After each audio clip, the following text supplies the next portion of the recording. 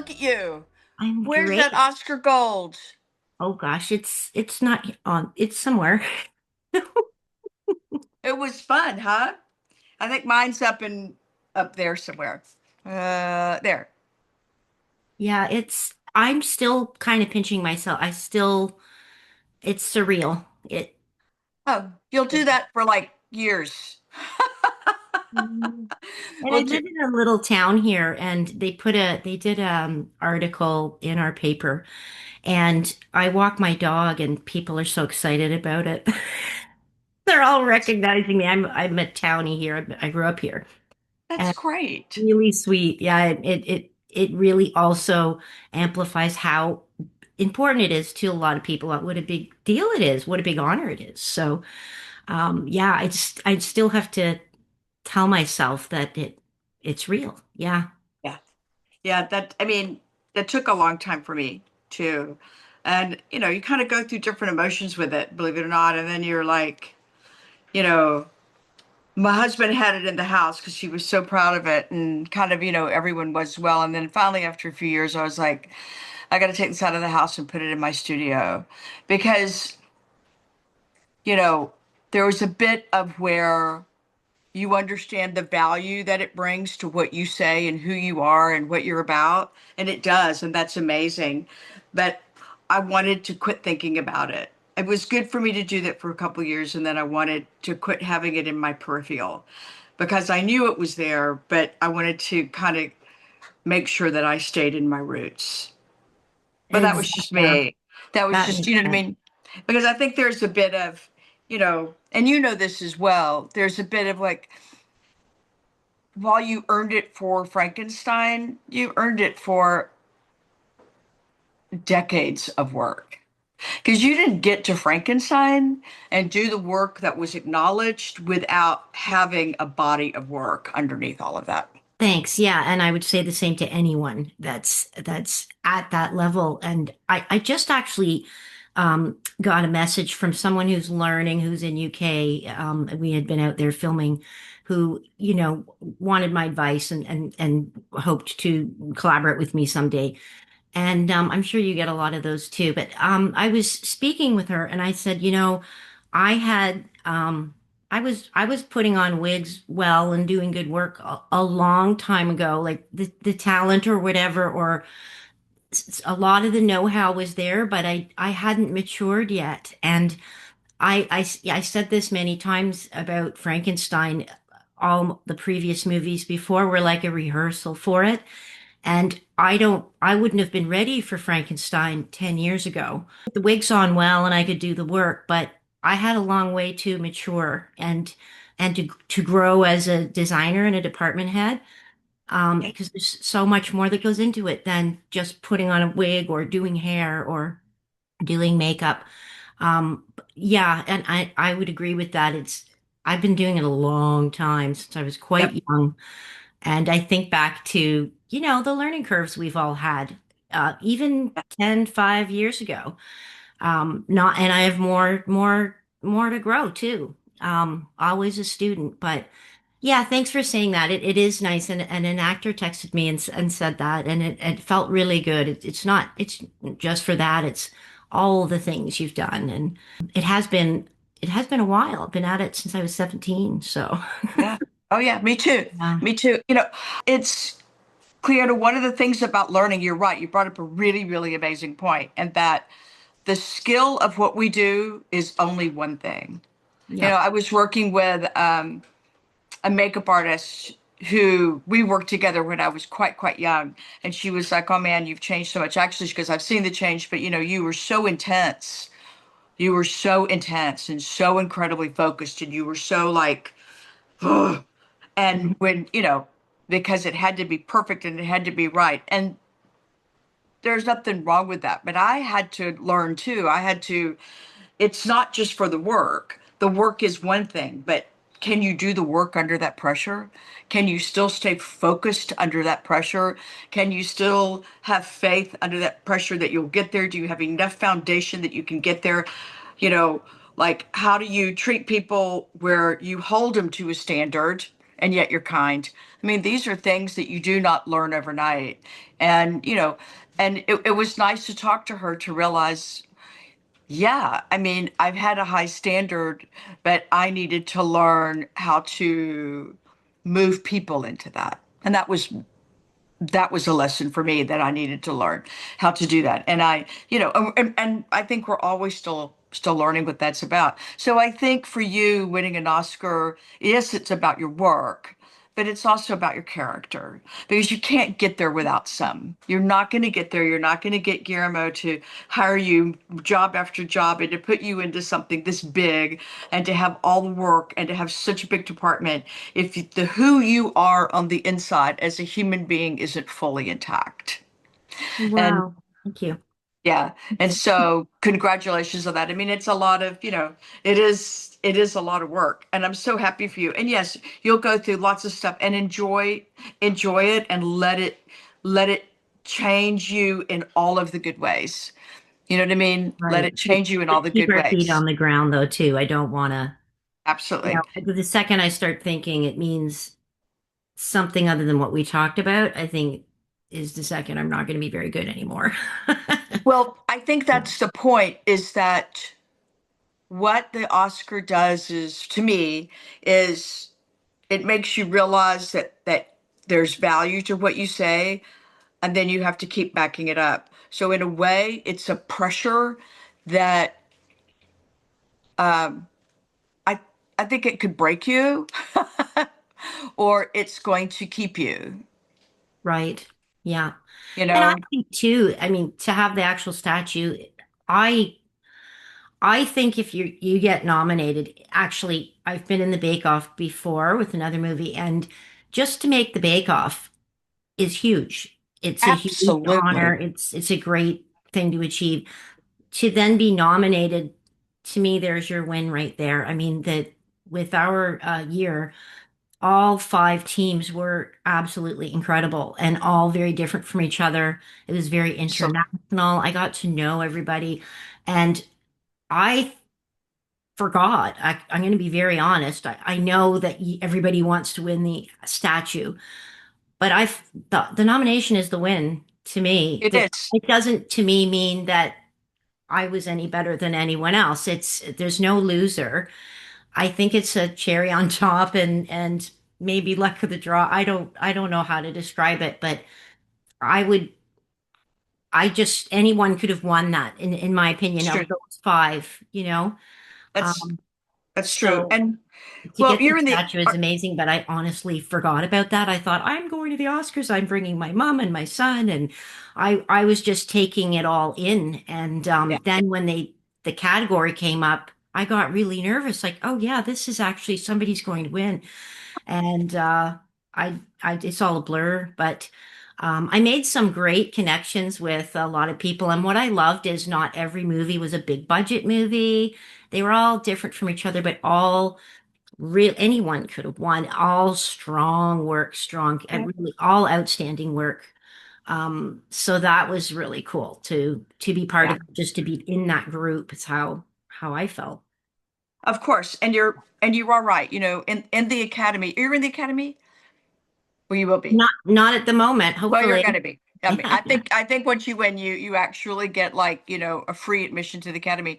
But the makeup and hairstylist branch is the only branch. Well, I think visual effects as well, but we're one of the only branches where the branch itself puts the five movies up for the whole academy because we know what it goes into. It's hard for people to judge what we do because at the end of the day, if you can't see what we do, then that's when you're doing it the best, right? So if you leave it up to the world to understand, they're only going to see, oh, I could see the makeup, therefore it was good. And we're like, no, not necessarily the point. So your peers, your comrades, your colleagues are the ones who put it That up. means so much, and that's Yeah. why I say to have the nomination is the win. It's your peers, the Yes. best of the best of the people who created, what Yeah. we do have decided that, and that was for me a huge honor. And as a hairstylist and as a head of hair, I was really, it meant so much to me that the Academy decided to look at the hair of the whole Yeah, movie,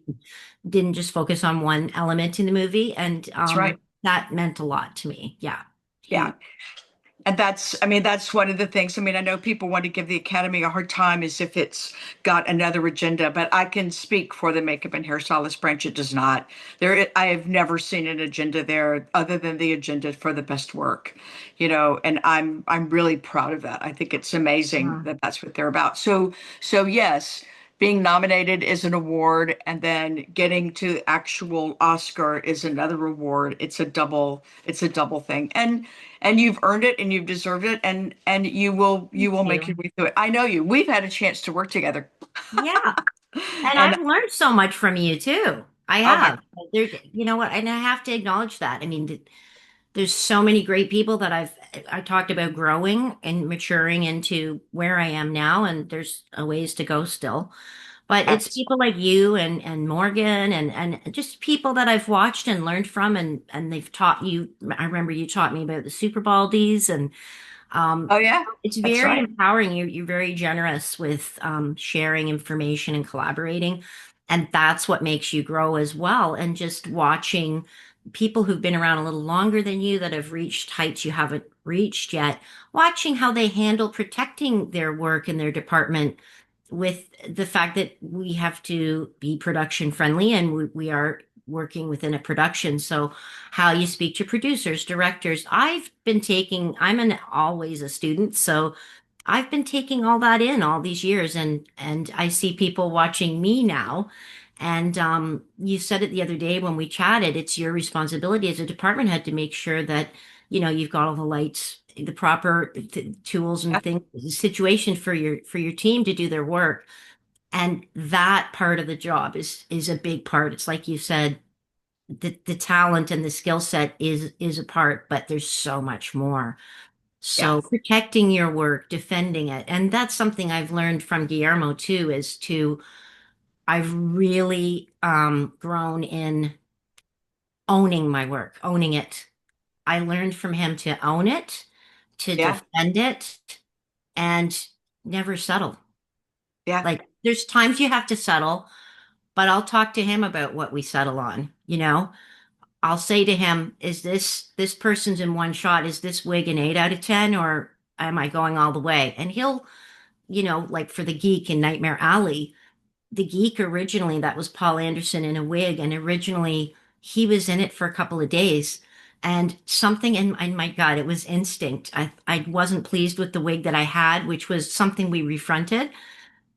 And we had a little bit of time, a few weeks, and I don't know why. I just in my gut knew I had to talk to him. And I said, this geek, look, he said, all the way, it's so important, like the geek tent and the chicken and everything. Um, I want an 11 out of 10 wig. And I said, okay, so Stacy very kindly built one for him very Wow. quickly. And I'm so glad because he ended up being in, oh my gosh, I don't know how many times, and he was in a lot in a very good wig. So just never settling and knowing when to and finding out from the boss when what they want. And Right. that's been all the big part of growing too. It is. I remember. You're right about that because you did such a good job. Then the director expanded the role, and I remember kind of early on in my career, I realized I was talking to someone, and they were like, I've never had any prosthetics to do in any of the movies I've ever done, and I thought that's crazy. Every movie I've ever done, there's always been some level of prosthetics to do. So we had a chat about it. And then I realized later it's because they don't do prosthetics, but I do. So when you walk into your film, you bring your whole skill set. And when you bring your whole skill set, then you're able to bring to their table.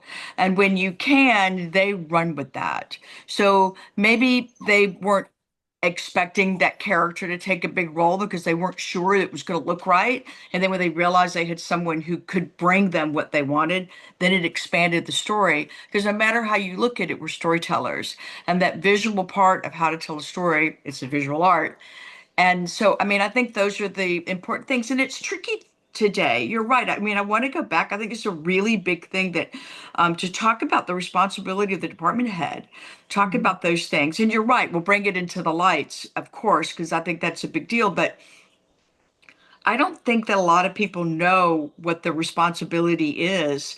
And I think that production has taken over in areas because no one did. No one decided, no one walked in and said, hey,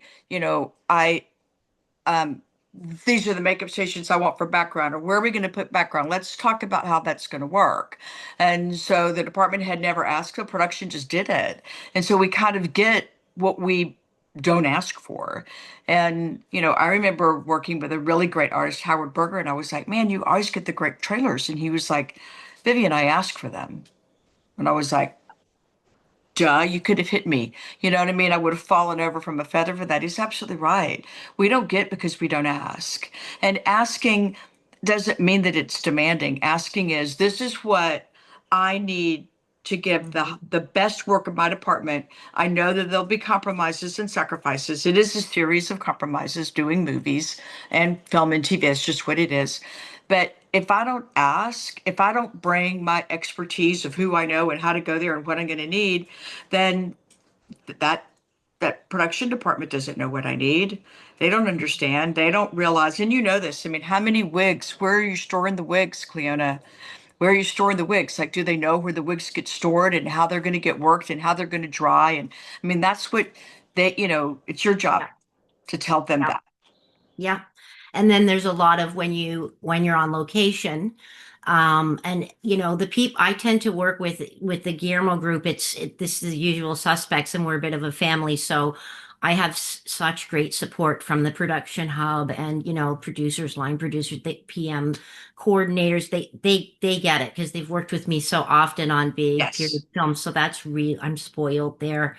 Um, but when I work with on other films, like when I did Priscilla, or that was a really big wig film and heavy hair makeup movie for us. And that was, and they didn't expect to be using wigs. I had to teach them that, and it was a nice. They were great people, and but I really had to be kind of loud about what I needed, and where I was getting to was when you're on location, they want you to work out of a tent, Yeah. and there's times when you have to say, no, I need my trailer for that, or Yeah. yes, I can help out with that here, and then my beef is give me a white tent, not a black tent. Right. Yeah, so Right. it's all of that, and you are looked at as though you're high maintenance, and I've just had to learn to not get emotional, not get mad, and just say the words, and that just in the same way that the grips need their truck there, and the camera people need their equipment and their carts and all the things that are there for everyone to do their job. We require that too, and Yeah. we kind of have to teach in a way some certain production people or We location do. people or whoever it is. And on Priscilla, I did bring up about the white tent, and I was asked to put wigs on in places that I felt I didn't have the circumstances where I could produce the quality. And and they ended up working with me really well, and the location guy was so great, and he got me a white tent, and then we didn't have TML lights in there at the time. But now I would today, absolutely. But the lighting guys gave me some backlight to bounce in the white tent. And I actually am going to send you these photos. I show them when I'm teaching, when I teach, wig adhering, lace Yeah. adhering. I show them a picture of a black tent and a portable makeup station in there and a white tent. It's Yeah. just to show you. And sometimes I don't think makeup people can see. It's too glary. It's too bright when you're in a black tent, but a hair person cannot see at all because we're working on the back. So there's all this blast of horrible light on the front of someone, and it's dark everywhere else. So if I have someone Exactly. that has dark hair or in a wig or something, I can't see my pins. I can't see anything. So I always do those side by side photos, and I put them up on a big screen and share them. Um, Lighting is Well, so important. Yeah. it is. Here, I was going to show you this. You see that right there? Okay, wait, we put the frame up. So I'm in my studio, and Yeah. here's my hair light. Right. So I have the light coming here, and then I have a hair light that'll fit there. It's kind of a large room, so it'd be easy Yeah. enough for two of us to work. But I'm going to tell you something, Cleona, from a TML perspective, not necessarily mine. And when I help, like I'm not, I mean, these are my husband's companies. I don't own them; they're his. But of course, I'm, you know, he's been a part of it and I know a lot of it. And sometimes if they like try to figure it out, and if the trailer companies have come and we've gone in and like, man, you need a hair light. Like we've got all this front light coming and you need a hair light.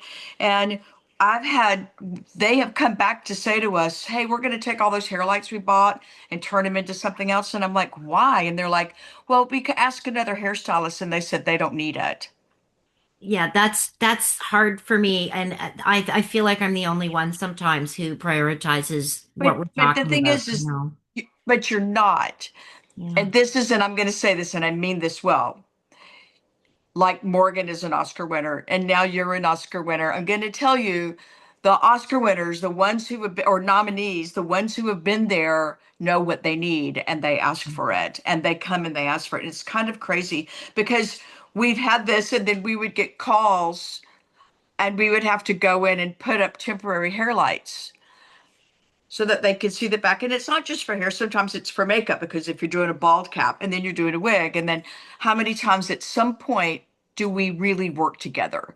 I mean, they may sit in the makeup chair and go sit in the hair chair, but after they get their costume on and come in, we're all working in the same chair, Hmm. doing those last minute touches. So you need to Yeah. see full around. And it is a big thing. And but I think a lot of it is learning to ask. And I feel like that hair gets really left out. I mean, I'm going to say when it comes Yeah. to I would trailers and agree. when it comes to that, you guys get really, really left out. And TML has fought for you. Just know if you walk into I a know. trailer that has Yeah. TML lights in it, but there's no hair light, we did fight. We can't make anyone do what they don't want to do. We did fight. But you can always rent something. I mean, that's kind of the advantage. Yeah.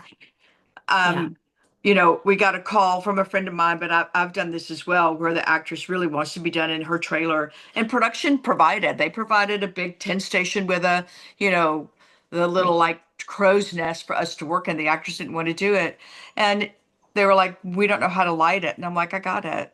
Here's, I Yeah. got it. Here's a phone Yeah. call. Make this phone call. Tell them we want this," and you know, TML does have your back for that because they do know. They as a company do understand the trailers, they understand. So you can rent a light for production. It's not always, we never felt that it was the responsibility for makeup and hair to provide lighting because we come from a film TV world Hmm. and a commercial world where that should be a part of it. We realized that that's not always the case. And sometimes it's just easier to have your own and then you can put that in a box rental.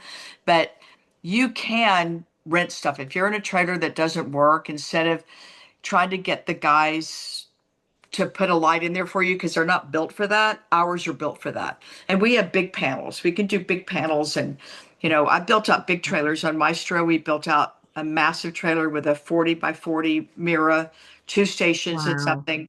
Well, yeah, I mean, we're in the city and they didn't have a pop out. And there's no way that we're going to have three makeup artists working on one person in prosthetics or three to four at any given time and be in a non pop out. So, Yes. and Yeah. production just didn't know. They just didn't know. Yeah, exactly. Like they're not being mean or anything. They need to be made aware and in the right way, Yeah, so that they understand it saves them time and it saves them, which saves them money in the end. And it's all about what goes on the screen for us. And, so it's back to that. You can't settle. You have to protect your work and own it you and don't do. settle on things like that. Yeah. Do you think that people are, I mean, in America, I think that people are, the department heads that I see and the stories I hear, I think they're walking very carefully. They're afraid of the downturn if they're just not easy, agreeable to everything. Are you seeing that in Canada? Oh yeah, that's always been around. And and I remember being that person because I was new and I wanted the next job from that PM or whatever. Or when you're in a position of just taking any credit you can get when you're trying to build your Yeah. resume as a department head, it is harder.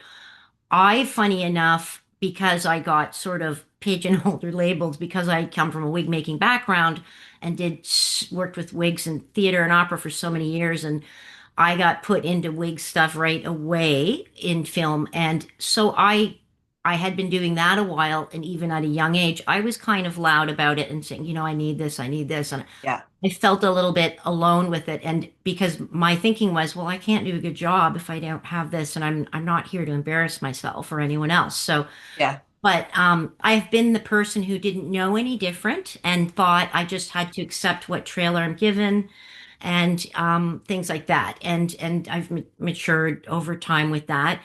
And but yeah, I see it all the time, and they're I don't know how to articulate it, but they're just a little shy to speak up because they feel like they're going to be labeled they're not production friendly, and certain people want everything quick and fast, fast, fast in TV. And, Yeah. but if you want the quality that you want, like with Guillermo, for instance, I know we're always on bigger budget things with him and it's always a big feature film, but I have, there's a lot of pressure on me. He doesn't just automatically CGI lace. That doesn't happen with him. It's on Sure. me. I am expected to To deliver. hide that lace. Yeah, That, and he will do a close up on somebody's sideburn here, right where your lace is glued and yeah. widen out. And I don't know any different than that. So it's been good for me to It shouldn't adapt, be but different than that. that's the level I'm working. So, a lot of people Well, don't even glue their lace because they know it's going to be wiped out. That's not my world with right. No.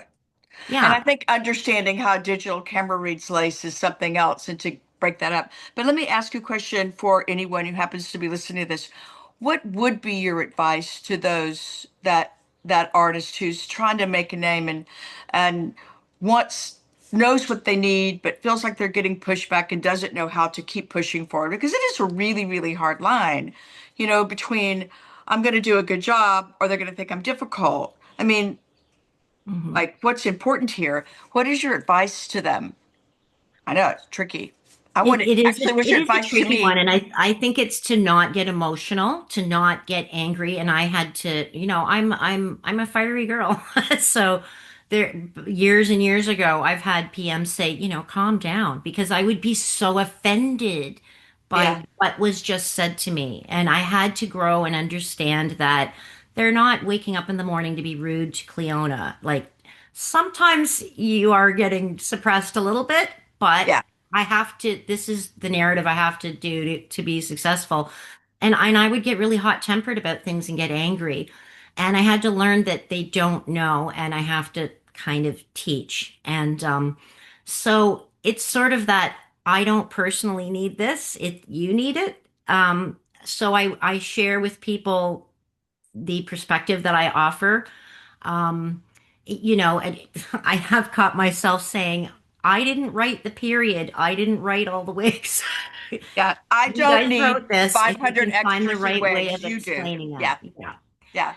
So, And and but there are some artists who aren't there yet, who don't, they just want to get through. Like I'll hear things like, oh, well, the director didn't notice, so that's good. It's like, but what do you think? yeah. So people like you and I and a lot of people who are passionate about it, care. And most of the notes I have are me saying, oh, I've got to fix that. I've got to fix that. Guillermo will give me notes and directors will give me notes, of course, like everyone. But most of them are my own, where I'm not Of happy with course. something and I feel I've got to improve something, or and that's my job, right? That's what we do. So there are some people that are, I don't know if they're just evolving or they just are, that's who they are. But I notice sometimes, if they have a wig on, let's say, and they feel like relieved if nobody noticed something, but they're not necessarily going, I'm going to fix that to get it better next time. Some people, enjoy the work and they're there it's a job. Whereas Well, with you us, don't it's know an that art. they didn't It's notice so it. there's some of I, that. Yeah. I don't know that, like, you may not know that they didn't notice it. I That's the mean, thing. See, the way I look at it is it's not the director's job to be noticing it's my not, place. It's my job to have that director's back. And it's yeah. And, the director but should be thinking about the acting and all that. right. because you don't want to get into post and then chew us out the whole time because now they got to fix a bunch of stuff. And that's a really Mhm. good segue into why TML, you know what I Mhm. mean, is for that very reason in those ways, to not only provide lighting for whatever the circumstances is that you have so that your Yeah. artists have an opportunity. And I've had to fight. I remember a movie, actually the one I won my Oscar for, I had to fight for TML because production, I hadn't department headed in the United States for a while because I'd been traveling so much, and I come back to department head not only in the US but also in Los Angeles. And I was like, what are we getting from makeup stations? And they're like, we get what? We get it. And I'm like, no, no, no. I need to make sure I'm going to have almost every actress in some form of prosthetic. And all of my background is going to be in the same room with the actress. And so we're creating the blood. We have wigs, we have everything. I need to make sure that I don't have like skin weird shifts where everyone looks gray and then my actress looked really red. You know what I mean? Like we needed the same thing. And it was quite an ordeal because in just a few short years, we had gone from all the department heads saying, this is what we need for background. We can do this and sorting it out, like getting in the room and figuring out when we have the background and what we need to locations decides what Yeah. we got. And it was it was a bit of an ugly fight. And Mhm. I wasn't being, I was at the point just asking questions. Tell me why this is a problem. And they had turned into this that locations just calls a tent company, and a tent company delivers whatever. So that's why you get a black tent or a blue tent. And in makeup, sometimes, and we've had this in LA, where the whole tent is white. And so no one can look up at full sun when it comes to makeup. I need a white tent for the sides to give me fill with a black roof so that, I mean, because they're all like this, they can't see. If all their eyes are hurting, everyone is whatever. And then you guys could use that white lid, but no one was directing any of that because Yeah. the tent company handles it. I'm Yeah. sorry. The tent company has no idea what we need. They have no idea. So we changed that. And that's us giving it away. And we have to take that power back. And this is hard, I think, for this young generation coming up. But the thing for the makeup light is that you've got the right color so that you can tell when it's dark outside if your Yeah. wig is going to match if you're using the front of their hair, right? I mean, those Yep. are big issues for you, right? Is wig Color and color? the lights are so important to me. It's first of all, I use it for wig making at home too. I told you that when I'm Oh, nodding. that's And right. I so it gives me a soft fill. It's a softer light, so I have no glare if I'm Yeah. ventilating, as Americans say. Um, and I can do actually longer sessions Yeah. because my eyes aren't straining with glares and things like that. Yeah. Yeah, and so that, and I don't do as much wig making anymore, but I do piecework. So I have my light on the the stand I that bends over. There's, oh, Uh, okay. The I have articulate. Okay. I have Yes. that in my living room when I'm nodding. But in the trailer, and Well, hold on. Frankenstein in particular. I want to get Pardon? back to wig making for a second. Okay. Um, because do Blend you in know, colors too. yeah, do you know why? Do you know why the light doesn't give you eye fatigue? I don't know if you can help explain that. I just know it's soft and it's all filled in. There's no funny shadows. It fills everything in the softest, easiest way, and I have very sensitive eyes. So I Right. have really good vision, but I do wear a very low prescription glasses because my it's only because my eyes get tired quickly. Yeah. So Well, why is the it? the reason why is that, and here's the thing, and I kind of want to point out if anyone's listening, if you walk into a room and you go, yeah, I think this will work, and then you actually go put brush to face or needle to wig, then when you're in that focus moment, you realize the light isn't what you need it to be. But the reason TML works is how we build it. First of all, we have the science behind it. So, and that is color temp, so that's pretty easy. And we just do we'll have more, but basically a white. The color information, that's what you were using your color matches in. Because you don't see color if the color isn't in the light. The color Mhm. has to be in the light. I mean, I see people teach color theory all the time, but they never teach light theory. And there's a missing hole. And LEDs naturally don't have red in them. I mean, I read them all the time at a negative red in their information. So your brain fills in that information, but that's not what a camera sees. A camera sees it, your brain's filling it in. Your brain is telling you what you want to see. The camera is telling you what really exists. The other thing is the lux. So what that means is not the measurement of how bright the light is, but the measurement of how far that light projects onto a subject. Oh, okay. And that is a big part of how our light works. So the way that we do it is we put LEDs through what's called a light guide. So that soft panel is a light guide. So the LEDs, and we have to drive them pretty hard to make the light push through that light guide, and it refracts the light. So the light's doing all this stuff, and then it goes through the light guide is the diffusion panel as well. So when it comes through, it has softened it. You get all the sparkle from it, but you don't get those micro shadows in the light.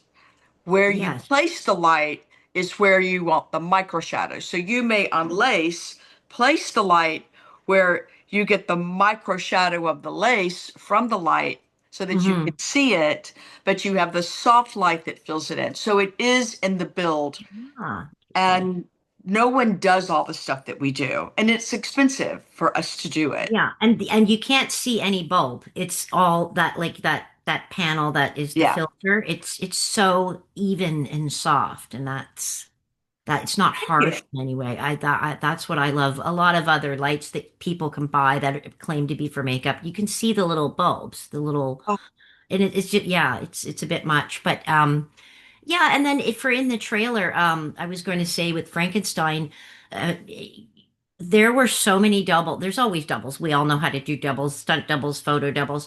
yeah. And the expectations are high with that too. So that long red wig that we had on Mia, we had to do 5 duplicates of that cheaper version.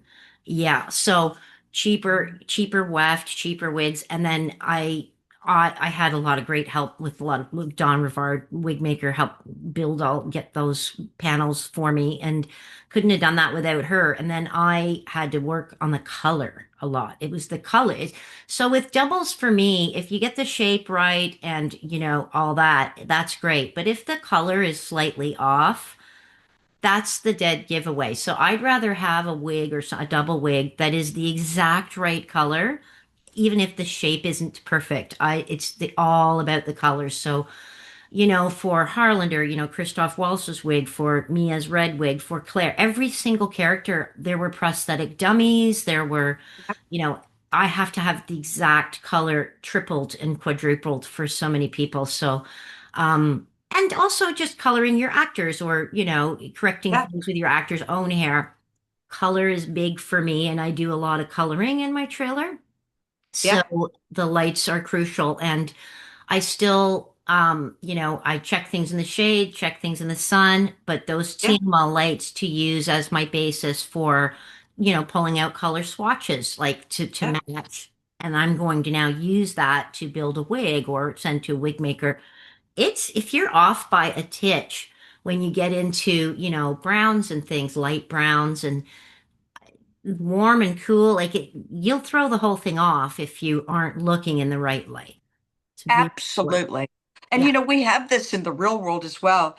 I've had this experience more than once, but I to get my hair colored, my hair, like, I try to match what I used when I was young. But then again, I'm not young, so it's not that way anymore. But I'll go into a place where they're going to color it. I mean, not even what we do, and the light is so bad.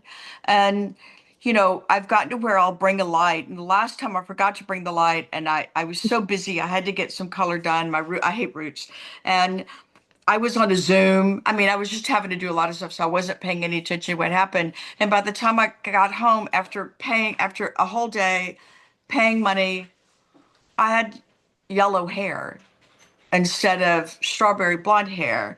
And there's no way you could make your makeup work because it doesn't, the makeup is always wrong because if the hair is wrong, the makeup Mhm. is wrong. And this is a hairstylist. The hair is what you see first. you get in close for the makeup, but the hair is your wide frame. The hair tells you where you are. The hair tells you who it is. The hair tells you what period you're in. The hair tells you how old they are. The hair is so filled with information, and we so dismiss it.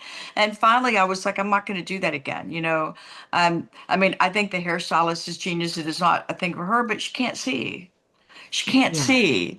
And and so I realized how many people do stuff out of their head, but you're doing hair color. It's not out of your head. It's always needs a little different because what happened last time? Has it grown out? Is it the Yeah. same amount? Did it fade? Did it fade too much? Did I pull it all the way through? What do you need? Like, these are always decisions that need to be made on the moment. And so, Mhm. yeah, color's a big deal. And I don't think the world realizes, Cleona, how many wigs you have to do one character because you never see it in the finished. No, yeah, and that's a good thing. That means we did our job. But yeah, yeah, we had that was actually all the doubles in that Frankenstein movie was actually my stress. It was the vein of Yeah, my existence. Because the lead wigs, there was time we had a lot of wigs built through the strike, yeah, and you know. I'm not going to say it was quick, but I had the time to spend the time. Really nice wigs made for everyone. yeah. They fit perfectly. You did a couple fittings, but the duplicating them all, that is what is stressing me in the trailer and the things I need help with, and a lot of coloring Oh, going because you on. don't have this. Yeah, if you're Yeah, not and, having the and it's same really amount of hard money, to you don't make have the same quality five of hair. wigs look exactly the same. That's not something, even a wig maker making five, it's just, they're going to be different. So, color is huge, but I wanted to tell you this. I did a movie that isn't out yet, and I did it last summer called Being Human. And Oh, Sean Hayter was the director, and yeah. all of our cast were um, disabled, of whether they be wheelchair users or deaf, blind. It was great. So I wanted to do that movie for the experience, and I worked in, if not the first trailer, one of the first in North America that is a fully accessible hair trailer, like a hair makeup trailer, and with a lift for wheelchair accessibility. And I took a video of it. It's the best trailer I've ever worked in. The company that built it were incredible, and all the lights were TML. Yeah. Really? Yes. I need to I'm know the going. name of that company. Who Yeah, is I it? I gotta find it right now. I feel really terrible that I'm going to send you. I wish I could plug them Yeah. right now. Well, But send it to us, and we'll. they adapted this truck for our movie. And then we had to take every other station. We took the chair out because some people in wheelchairs don't transfer or aren't able to or don't want to. And then some want to transfer into a hair chair. And just having that lighting, it was just such a relief, It was, So glad I I didn't didn't. have to hook up all my stuff that I bring in my kit. And they really did a phenomenal job. And I've got them on Instagram. I Okay, wish you can tell I'm us later if you embarrassed that want. I'm not We'll get saying the it. name of them right now, but I will No, tell you. But I we'll took promote it for video. them. I can't post a video with all the wigs in there and everything right now, but I know when I loaded out and it was empty, I was like, I've got to show Vivian this because I figured you would know about it when I just mentioned it now, but because I it's don't know that. accessible with the I'll wheelchair go lift. find out if Michael knows about it. Sometimes they'll sell lights and he may not know. Yeah. Sometimes we're really involved and sometimes Mhm. we're not. Sometimes we design it and everything is custom, and sometimes I'll pick up custom stuff. Yeah. So I don't know Yeah. all of the. Oh, it was loaded with them. It was all the eye lights, top and sides, each station. Beautiful lights up top that you could control. I was Wow. never so happy, never so happy. And anyway, when I loaded out and I'd had my, the wigs and everything were gone, I did take a video, and I could probably post that now because it's nothing but the trailer. But I was just getting confirmation from Melissa, our line producer, as to whether it is the first or if it's one of the three in North America that are accessible trailers with the hydraulic lift for I've wheelchair I've never seen accessibility. a trailer with a hydraulic lift, but I've seen a So lot of us your injure lights are part ourselves. of a huge milestone because this is the first movie I've ever heard of that's been made like this. Yeah. And a lot of the actors and people that I got to work with, one man, Michael Patrick Thornton, he's well established and acclaimed actor. He's a wheelchair user, and Joanne and I worked on it together. She was makeup. We colored his hair. We did his beard and all his look. And when he was going down the hydraulic lift, he wanted to take a picture of us. He said, in 30 years, I've never been on a hair truck. And I thought I was going to cry. And it's like, this is 2025 and this is only happening now, but I guess it's good it's happening. But that was why I wanted to do this movie. And Your Lights Are TML is in that truck. So I'm so happy. that was a big first for me in my career. And it should be the way going forward, in my opinion. I I mean, agree. yeah. I mean, I've seen more people on those steps. I mean, Hmm. I was working a film and some background person fell out the steps, fell under the trailer. I mean, it was like take her to the hospital.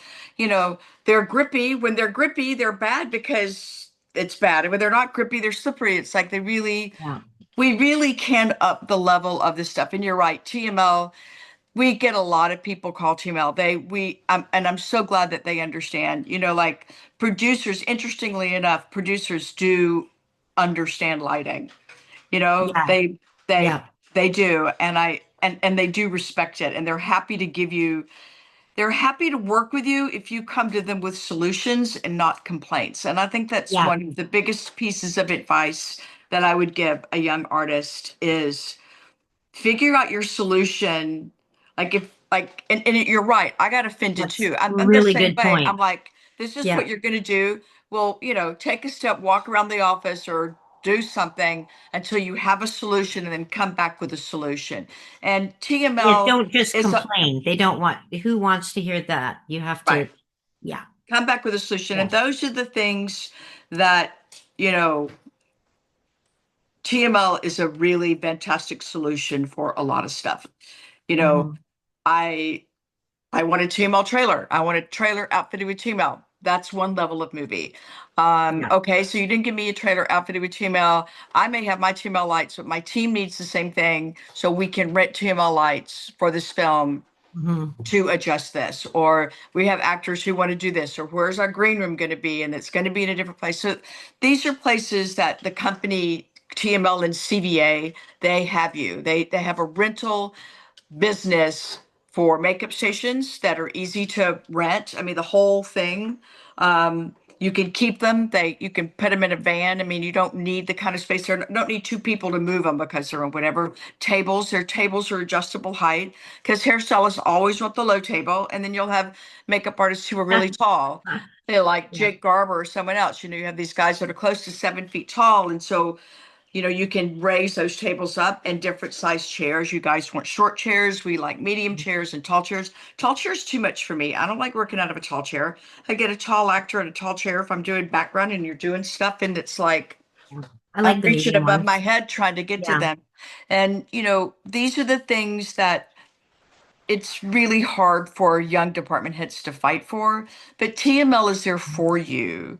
So the advantage, I mean, you're in Canada, so it's a little challenging, but in America, Michael knows this business. My husband knows this business, and he knows to represent us well. And that's an I agree. advantage because he's not, oh yeah, that dumb makeup artist. Michael's like, no, the makeup artists are my allies.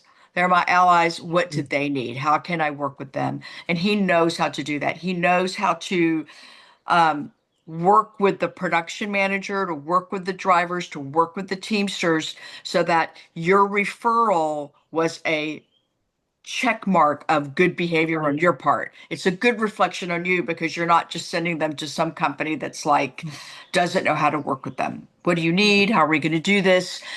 Because they'll get stuff like, hey, we're going to shoot, we can ship them all back. Michael's like, just keep them and we'll just do an idle. We'll do an idle for those 3 weeks that you're off and then come back up instead of paying shipping. So Michael really knows how to work with the companies to give what you need an easy thing to do because being able to see is everything we do. Oh, Everything. absolutely. And I just wanted to speak really quickly too to the people who are starting as department heads. And just I'm remembering it is hard. And what you said, that advice was the best advice. Come up with a solution, and mine would be, don't get emotional, and ultimately, a production person usually just needs to know how much it costs and how long it takes, and what is the solution. So we have to think that way, and but I remember, I can think back to me doing a long, many years ago, doing shows with hundreds of wigs, and I was put in a trailer that didn't even have pegs in it or anywhere to travel wigs. All these wigs were in flower boxes on the floor. So, Wow. so people are on their own path too, right? So that happened to me, and I took mental note and said, "This is never happening to me again. This is never happening again." So I Right. learned to empower myself by that. It wasn't a mistake. I just didn't know any different, and I was put into a situation. And I have empowered myself on that one, and I ask to see the trailer in advance, and I go and see it, or I see pictures of it, and I am proactive and I do the planning. So I think people that are a little more junior at department heading are just on their own path where things will happen, and they'll go, "Oh, that really, I tried to be helpful, but then it messed up what I had to do. I wasn't Right. able to deliver well." So, I think there's a thing to be said for people that are on their own journey as well, right? Well, I think education for them to understand. I mean, Mm. this is something that maybe the young artist can understand what happens. And that is, when they start the film and they start the scouting long before we're hired, unless, of course, it's a big movie where, you have prosthetics and wigs, and then we'll get hired early on. But if you're doing something because you're young, you're doing something that doesn't require all Mhm. that, you may be one of the last departments hired. And because of that, the other departments have kind of sucked the money away. So you're kind of coming Yeah. in and you don't have a lot. The other thing that I think that they do not understand is that because of that, a lot of the scouting has been done, and that scouting is done. Who was it with? Location, the director, your gaffer, your grep, and your transpo, right? Yeah. And the transpo is like, okay, so this is the set. Where's base camp? So they're looking for base camp. So they literally have a grid of where every truck is going to go to the set and to base camp. And so they're like, we're just going to do a little 8 station for this company, not realizing that you really need 8 people in there, and most 8 station trailers really only hold 6, Right. right? And so you come in and you're like, no, I need a semi. And they get dramatic.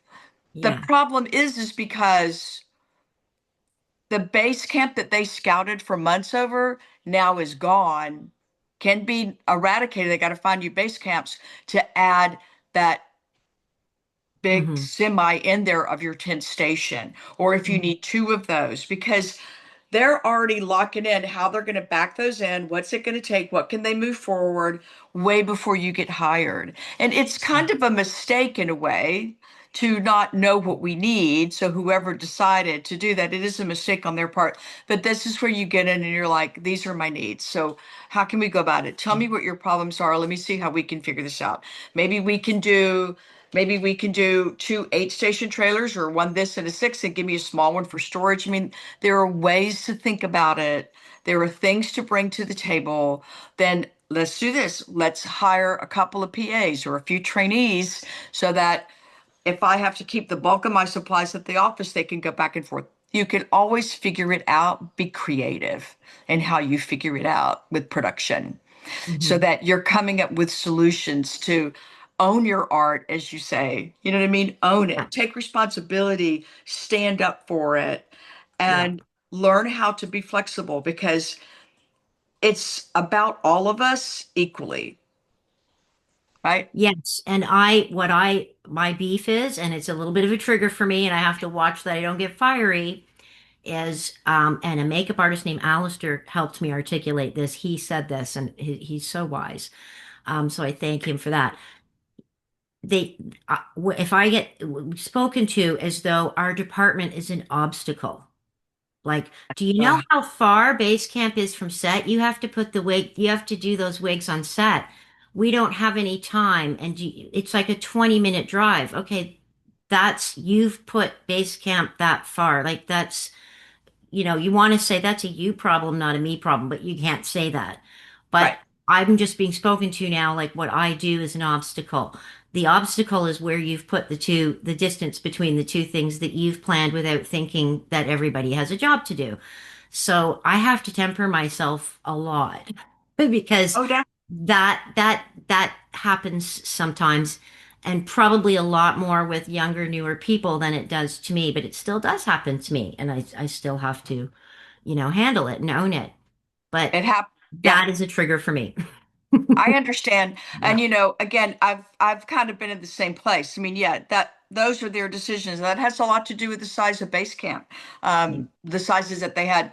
One of the things that I've done, Cleona, is especially if they go, so we need to make this change and that change. Can you do it all on set? And you're like, well, that's a wig change, and that's a pretty big makeup change. I got to clean everything up.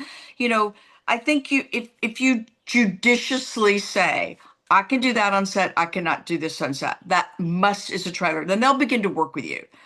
Mhm. I One of the things that I've learned to do, and this definitely goes back to TML, I will tell them if you give me a proper setup, then I can make that change. I can't make that one, but I can make that change on set. Give me a proper setup, and I will, and they will. And so we will always have a setup with I'll have two tables, two makeup stations, two CBA, TML makeup stations, and then a light that gives ambient light, and that's all set Mhm. up by the PAs before it's at every location.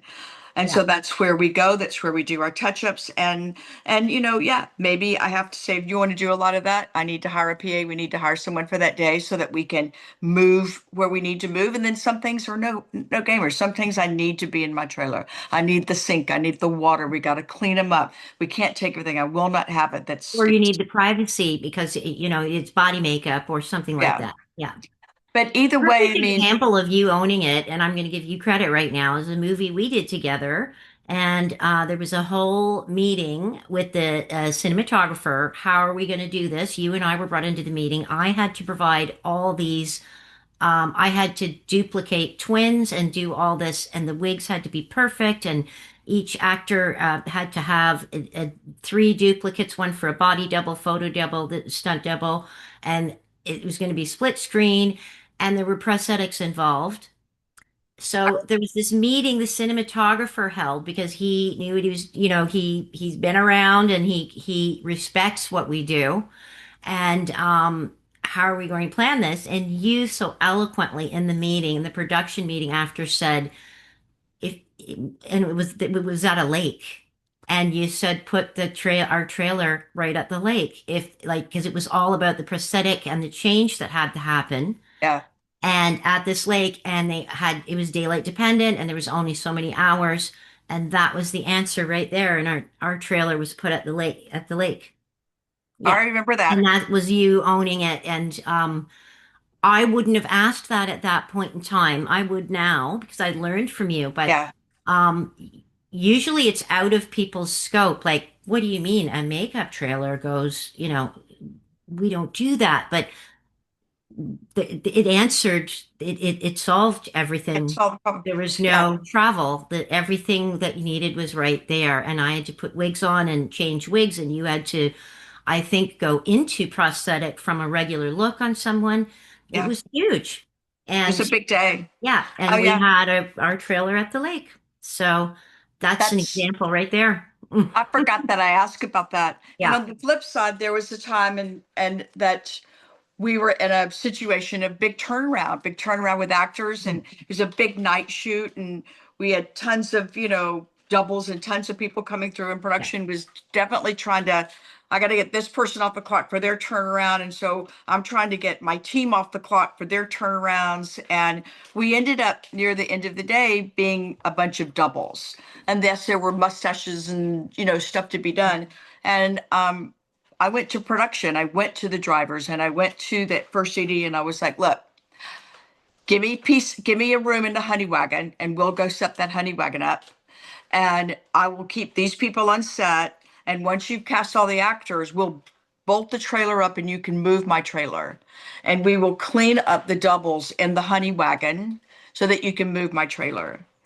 And the Good. ADs and the drivers looked at me, and the AD put his hand out and shook my hand because I understand their issues. This is me not being the diva at every point. This is like, Yeah. I need my trailer in the morning. You've got turnaround issues all the way around. this is how I'm going to help you. I'm not going to keep any of my team here to get overtime. See, I'm playing ball with you.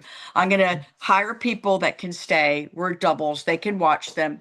We can get it off a double, with a little bit of kit for that particular circumstance. I would never do that for a cast member, but I would do it for doubles. I would do it for certain things. I knew I could handle it and get my trailer out of here. And they were like, oh my God, we've never worked with a makeup artist like you. Because we can help them too. If I Hmm. want you to help me to put my trailer where it needs to be, then I need to show you that it's not all about me. I'm willing to help you too. Because at that point, it's about doubles. They need to look right, but under the circumstances, I didn't need my trailer.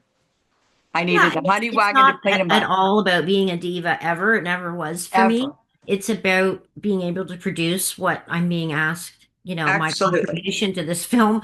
And back in my more junior days, I did want to just help, and I did. I think I, without knowing it, subscribed to that thing of we're an obstacle. Yeah. And that's why I talked about growing and maturing and owning my craft. But any time in the past that I've said, oh yeah, okay, yeah, there's no time or we're too far away, I'll put that wig on, I'll do my best in a tent or in a some circumstance that isn't great, that doesn't have the right light or the right table even. I've regretted it always. It's been me it's my work wasn't up to par. Like Right. I put a wig on, I didn't have the right light or whatever, or it was something bouncy room or something. And I've just kind of shot myself in the foot and had I, problems all day and didn't like what I had put on camera. So you learn from that too, you know? I, Yeah. Cleona, I did the same thing. And honestly, that's kind of where the makeup light came from, is me being in those circumstances and making bad decisions, trying to be easy to work with and putting myself in a situation where I could be fantastic when I couldn't. I mean, it's one thing for me to not be in a comfortable position while I'm doing the makeup. It's one thing to not, be in a nice place where I'm doing the makeup, but it's another thing to not be able to see. And that's Yeah. where the makeup light actually was born, was me being able to give myself what I needed no matter what. And there was no solution. There wasn't a solution out there. I mean, like the electric department didn't have a solution. I mean, many times they would be so tight on budget that they're like, Vivian, I don't have a spare light to give you because I need it for the next scene. So, sometimes, I mean, some movies are big enough that they have plenty of lights, but some of them not. They're really tight on how much they let them rent. And so TML became the solution for that because you're absolutely right, Cleona. We cannot put ourselves in a place where we will fail. We can put ourselves Yeah. in a place where we're challenged, where we're stretched, where we have a calculated risk. But if Mhm. we're going to agree to failure, then we just have egg on our face. And we don't get Absolutely. respect for it. They're like, Mhm. "Oh, well, I could bully you, but you weren't good enough." They don't quite understand that they bullied us into that place and we gave up. You're absolutely right. Yeah, and the thing is, Absolutely right. when you watch a beautiful feature film that the hair makeup is winning awards or whatever, do you think anyone, even the producer, while you get your Oscar, is saying, "Yeah, but it took her 40 minutes and she wanted a light"? No. All Yeah. that matters in the end is what is on that screen, and the whole, that whole in the now thing. Yeah. When it's not right on screen, it's in the now forever. It's never in the past. Right. So, That's true. it's that stuff is how you got there. So Yeah. that's the other thing I sort of teach the younger ones too is, w when the film is done and it's there for years and it's a piece of art, is anybody saying, yeah, but Vivian wanted the trailer at the lake or but this or but that. No. All No, that no, matters is what's on there and it's there you're, for you're absolutely right. I think about one other thing on the artistic part and of it, and I won't keep us too long, but I think the other artistic part, this is something that I've seen a lot, and I know that you understand this. When Mhm. you're in a dynamic where you haven't allowed yourself to see well because you're overcoming things, um, the artistic level of you goes away because you start to do it out of your brain and you quit using your eyes because your eyes are not useful for you. And that creative endeavor And it works so much like when you and I worked with it, that creative endeavor while you're like moving the hair around and doing this. And I'm like, oh, and then I see the balance to the makeup that works with the hair. And so we Mm. can see, then we create better art, which is for the screen, which is what they want anyway. And Yeah. when you position yourself where you cannot see, no matter how good your tools are, because you being able to see is you. It is your art. It is your eye. It is your aesthetic of, oh, I see that lace. I mean, I've had people say to me, oh, I don't want to see it. I'm like, well, the camera's seeing it whether you see it or not. You know what I mean? And I understand that part of it, but I witness this all the time, Cleona, especially being an artist that has lights.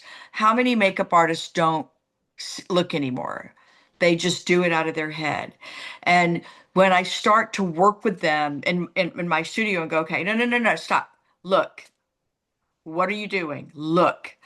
And they were like, oh my God, it's so hard for them to take a moment to look. And then when they do, the entire artistic palette changes and the world opens up because, you know, that's how we create a character. Everyone is different. All those doubles, how do I make that double look like this double? Where's you have to see. It's not putting the makeup it's not putting the wig on that person that matches this. It's putting a wig on that person and making it look like that person. Mm-hmm. Is it the Yeah. same high up? Is it lower down? Does it kind of go here? Like, how do you shape in their face with it? If their head's bigger, how do you make that work? Like a lot of things that go Yeah. into what we do that comes from seeing. And I'm glad that an Oscar winner, a view of a hairstylist understands that. And I'm just going to say the trailer we worked in for Bombshell, which is what I won my Oscar for, was lit by TML.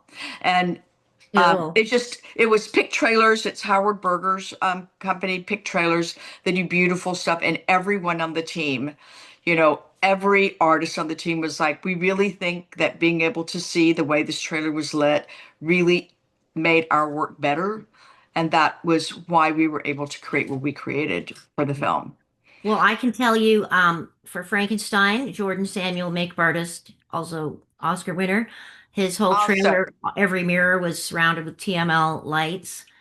And I love I have Jordan. my own that I bring in, and my team has their own too. So our hair work was done with TML lighting as well for It's Frankenstein amazing. and the makeup. I I love Jordan too. I don't know Mike, but I do know Jordan. We worked together many, many years ago. Well, And he's I been love around forever. Toronto. I love Toronto. Yeah. Yeah, You're lucky to have a team. I never did that. I never seem to have the same team, and I do a lot of personal work. So I'm because just you kind of personal. dropped. That's why you lose your team when you personal. Yeah. Yeah. And I wasn't really into it, and I thought that I would hate it. But the truth is that personal work is really hard because it's only you.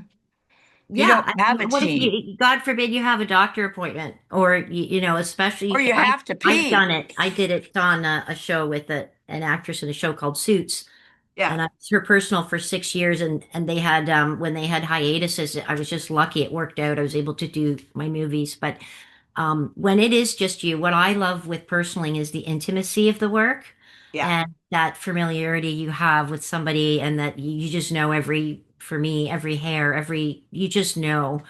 And Yeah. it's a nice, intimate work, and I really like that. And but if you have a specialist appointment or something, Yeah, you're you know, screwed. yeah, No, you don't. it's You very can't hard. do that. Yeah, yeah, Yeah. I mean, they're different. You know, um, being a personal to a department head is all the same skills, but you have to put on a different personality in a yeah. way, isn't it? Like you have to, when I first started to do it, it was really hard for me to shake the department head cap. Really hard. And because I still see everything as all of it together, and I try to work that way with everybody. You know what I mean?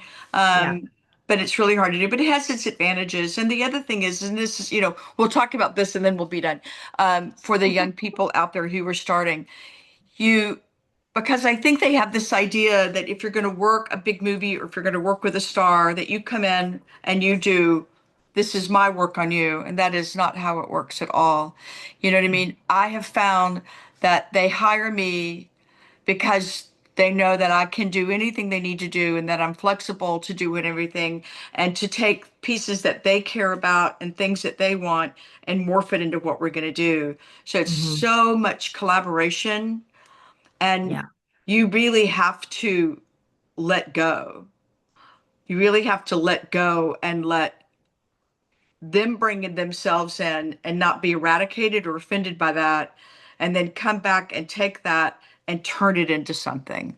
The Hmm. artistic part of you is a really different one, whereas the department head, as a department head for most of the cast, you're like, this is what we're going to do. And there's an empowerment there with you pulling your vision together. When you're working as a personal, you have to take a different step around it.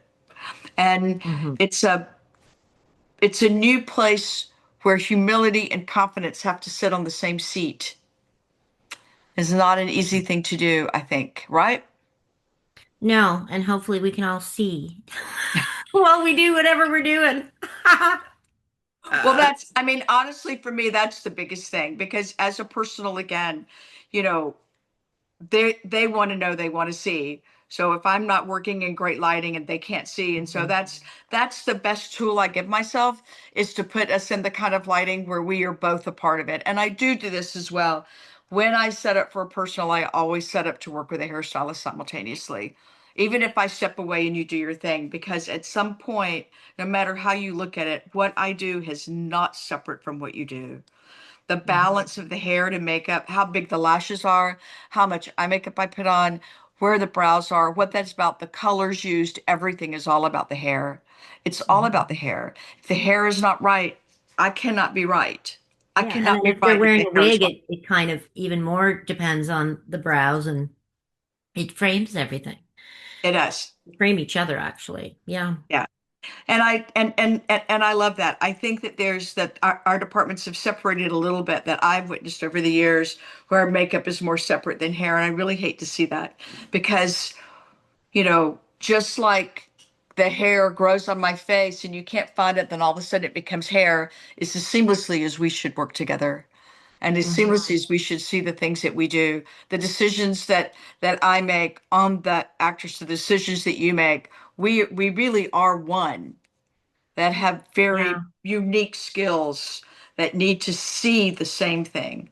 I Hmm. see that, you know, I remember this is a really great story. You'll understand this. I was working with this actress, and she usually has blonde hair, and she had a black wig on, and she could be very garish, and the makeup was very garish. It was 1920s, and it was supposed to be heavy at every point. We're in the scene where she's really pale with red lips and heavy eyes, and you know how Hmm. that can be like too Yeah. much makeup on your leading lady, and I was always scared of it. But we had scenes that it had to be like that. And she's shooting, and I'm looking at her, and I'm like, oh my God, she looks such a clown. Like it's really garish, it's scary. And I said to the hairstylist, do you see she looks wrong today? And he goes, and during when they cut, he goes over and he takes her wig and he shifts it over a 16th of an inch, a Ah. 16th of an inch Yeah. for the part. Literally, that's it. And the wig hit her face. And she went from a garish clown into a Hmm. beautiful woman again. We never, ever, ever think that each a 16th of an inch. Yeah. And he came back and he said, it was a Monday, and he said, remember, I cut her hair Friday before she flew out. And so there wasn't the same bulk of hair under the cap. Right. So he did the same thing he always did. And then we caught it and it went back. And that to me was one of Yeah. the most profound moments Hmm. of the power of hair. Yeah. So amazing. Yeah. Absolutely. And that's what Guillermo always says. He said it at the our nominee symposium. One department, like props is hair, makeup is set deck. Like one department, it's all one orchestra, and one doesn't exist without the other. But with us, our departments, it's even tighter, Yeah. obviously more reliant on each other. But I really liked how he described that, Yeah. and it's really true with everyone, but with us, it's much more intimate an intimate. Well, and I think uh, that's what everyone wants to be in the film business for, is because we have this unity of how we work. So if you're going to come into the film industry, you got to leave outside Yeah. your business world, how we're going to do stuff, and come in and jump into the deep water and get wet and messy and offended because there's one Yeah. thing. My loyalties to the screen. What is the screen Hmm. seeing? It's not about what you Yeah. like, what we think, it's what's the screen seeing. And it's all about being able to see. And Hmm. I'm proud that TML is a big, big, big part of that. And so, Well, it was a part of Frankenstein too, and I'm going to send you. Maybe I can even post it, but I'll let you know that company okay, I that would love made that that. book. Yeah, Cleona, I'm Ultimo. so happy for you. Thank And you. I'm so glad that I know you outside of this and that we're friends and we've been friends for a long time. And I really, really look forward to working with you Thank again you. and beautiful work. And I'm just, I'm so thankful. Pinch yourself as often as you need. And, you'll go through lots of, every week will be a different perspective. You'll be kind of blown away because you'll be like, oh, does it ever settle down? And it takes a long time to settle down, but it's wonderful. Awesome. Well, thank you so much. I enjoyed talking. I enjoyed it. Thank you. Are you kidding? Mwah. Bye. Bye. Mwah.